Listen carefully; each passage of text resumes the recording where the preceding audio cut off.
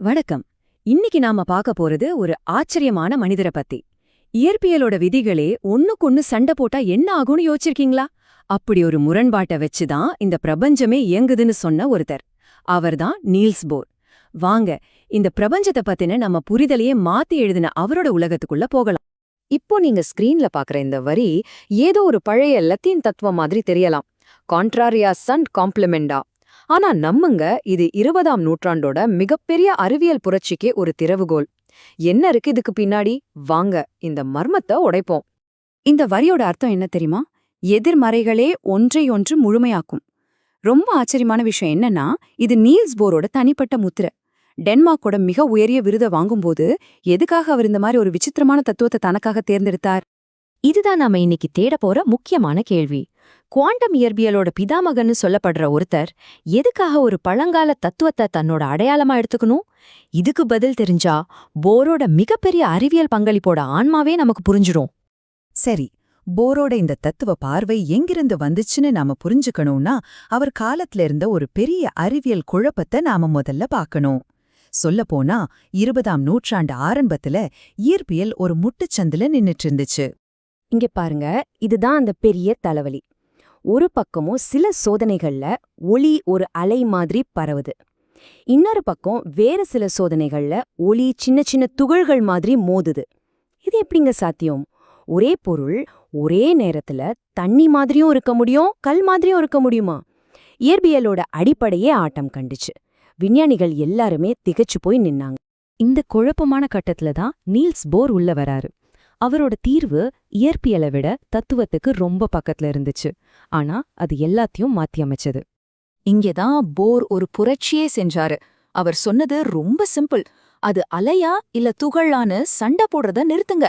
ஒரு நாணயத்துக்கு தலை பூனு 2 பக்கம் இருக்கிற மாதிரி யதார்த்தத்துக்கும் இந்த 2 முரண்பட்ட முகங்கள் இருக்கு. ரெண்டையும் ஏத்துக்கிட்டா மட்டும்தான் முழு உண்மையும் நமக்கு தெரியும். இதுக்கு பேருதான் நிரப்புத்தன்மை கொள்கை. போரோட இந்த தத்துவம் தான் கோப்பன்ஹேகன் விளக்கம் அப்படிங்கிற குவாண்டம் இயற்பியலோட அஸ்திவாரமா மாறுச்சு. அதோட மைய கருத்து என்னன்னா, நாம ஒரு விஷயத்தை அளக்குற வரைக்கும் அது ஒரே நேரத்துல பல சாத்தியங்கள்ல இருக்கும். நம்ம எப்போ அதை பார்க்க முயற்சி செய்யறோமோ அப்போதான் அது ஒரு நிலையை தேர்ந்தெடுக்கும். அதாவது நம்ம பார்வைதான் யதார்த்தத்தையே உருவாக்குது. இதுதான் கடந்த 100 வருஷமா குவாண்டம் உலகத்தை நம்ம புரிஞ்சுக்கிறதுக்கு உதவியா இருக்கு. சரி, இந்த நிரப்புத்தன்மைங்கிறது வெறும் ஒரு இயற்பியல் கோட்பாடு மட்டும் இல்ல, அது போரோட வாழ்க்கை தத்துவமாவே இருந்துச்சு. இந்த ஒரே ஒரு யோசனை அவரோட ஒவ்வொரு செயலையும் உலக வரலாத்துல அவரோட பங்கையும் எப்படி வடிவமைச்சுதுன்னு இப்ப பார்க்கலாம். இந்த காலவரிசையை கொஞ்சம் பாருங்க. 1922ல அணுவோட ரகசியத்தை கண்டுபிடிச்சதுக்காக நோபல் பரிசு வாங்கின அதே ஆள்தான் நாசிகள் கிட்ட இருந்து விஞ்ஞானிகளை காப்பாத்துற ஒரு மனிதாபிமானியாகவும் இருந்தாரு. அறிவியலோட மிகப்பெரிய சக்தியை கட்டவிழ்த்து விட்ட அதே மனுஷன்தான் அது கட்டுப்பாடு இல்லாம போகக்கூடாதுன்னு உலக அமைதிக்காக தான் வாழ்க்கை முழுக்க போராடினாரு. இதைவிட நிரப்புத்தன்மைக்கு ஒரு நேரடி உதாரணம் இருக்க முடியுமா? போரோட இந்த வார்த்தைகள் தான் அவரோட தத்துவத்தோட சாரம்.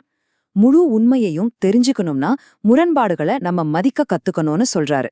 ஆனா எல்லாரும் இதை ஏத்துக்கல.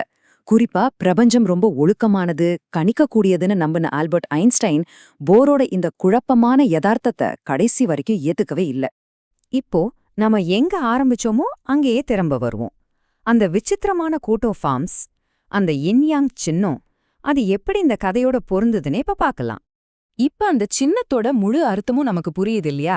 அது வெறும் இயற்பியலுக்காக மட்டும் இல்ல, அது வாழ்க்கைக்கானது. போர பொறுத்த வரைக்கும் எதிர்மறைகள் எதிரிகள் கிடையாது. அவை ஒரு முழுமையான உண்மையோட 2 அவசியமான பாதிகள், அவ்வளவுதான். இந்த பட்டியலை சும்மா யோசிச்சு பாருங்க.